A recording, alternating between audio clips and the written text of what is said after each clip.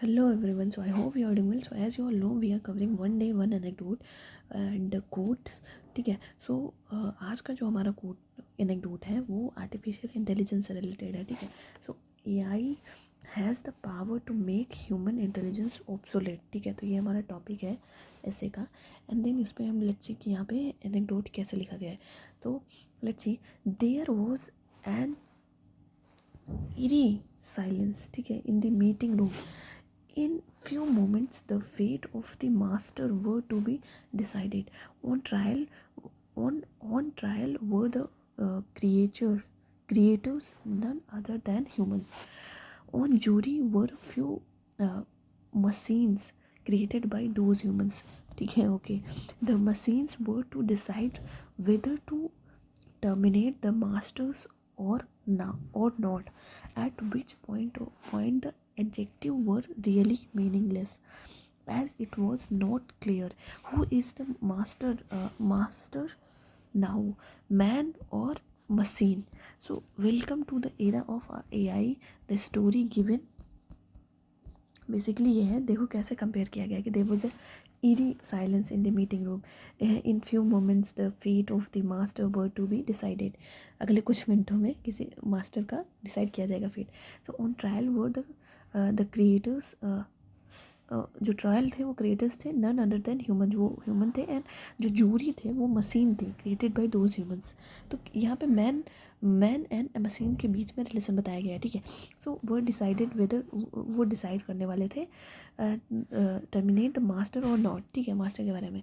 तो ये चीज़ दिखाता है कि welcome to the era of AI, कि हम AI के एरा में जा रहे हैं. तो वैसे आज का जो AI टूल्स हैं, ChatGPT, DeepSeek, ओके, चैटसूत्रा एंड ऑल, तो ऐसे कैसे जो है AI is helping in one way or the other. तो ऐसे है, हेल्प कर रहा है या बोन है, बेन है, इस टाइप से भी क्वेश्चन पूछा जा सकता है.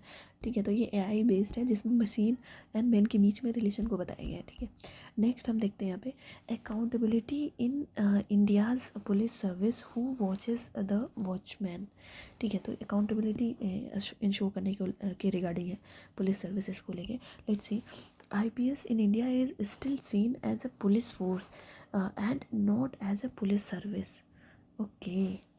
ये देखो, नेशनल पुलिस कमीशन 1977 का के द्वारा ये बोला गया कि IPS in India is still seen as a police force, not as a police service.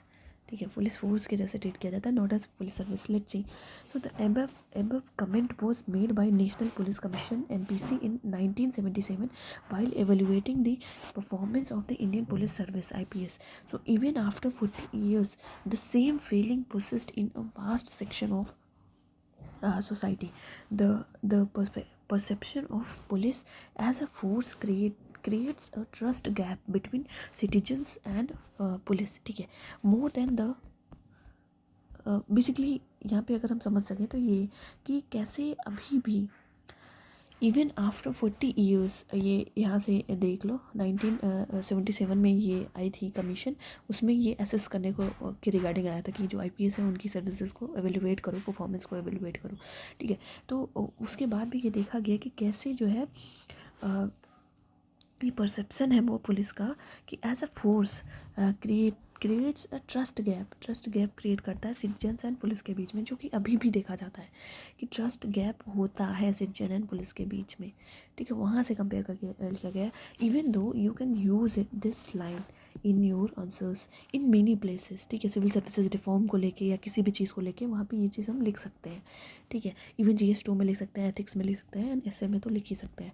ठीक है. तो ये हो गया हमारा. नेक्स्ट है हमारा higher education in India issues and challenges. इस पे क्वेश्चन बहुत जगह पे आ सकता है, not only in UPSC but in state PCS में भी आ सकता है. स्टेट PCS में very likely it can be asked. ठीक है. तो बहुत ज़्यादा वहाँ पे पूछा जाता था बिकॉज वहाँ पे कन्वेंशनल टॉपिक पूछे जाते हैं. अभी भी फिलोसफिकल टॉपिक उतने नहीं पूछे जाते हैं जितना UPSC में पूछा जाता है. तो let's see. Higher education in India issues and challenges. Let's see. On the occasion of Engineers Day, ठीक है, Engineers Day मनाया जाता है. आई थिंक 15 सितंबर को, यस 15 सितंबर को मनाया जाता है इंजीनियर्स डे. MA विश्वेश्वरैया's बर्थडे हाँ इन्हीं के बर्थडे के उस पर मनाया जाता है, ठीक है।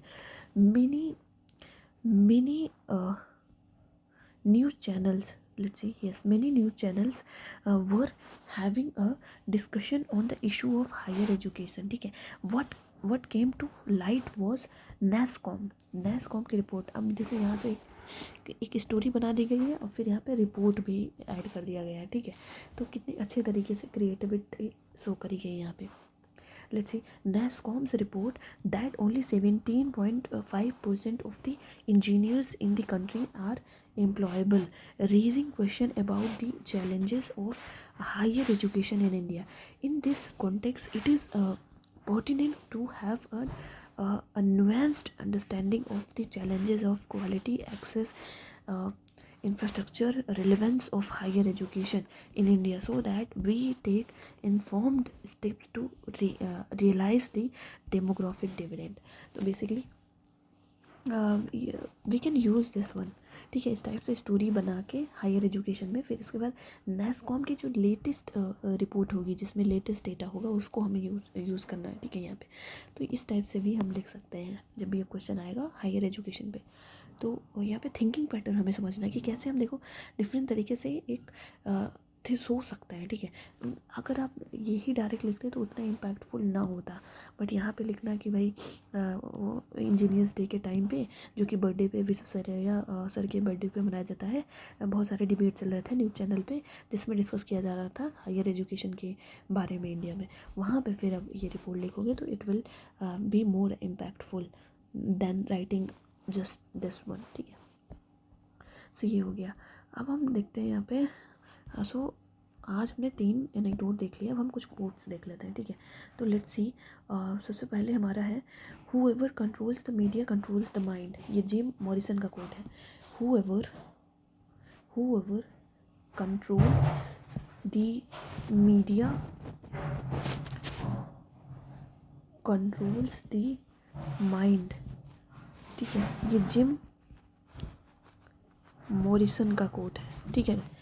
whoever controls the media controls the mind, Jim Morrison. Next है हमारा, this is not the era of war, it is one of democracy, dialogue, diplomacy, and Narendra Modi ji का कोट है।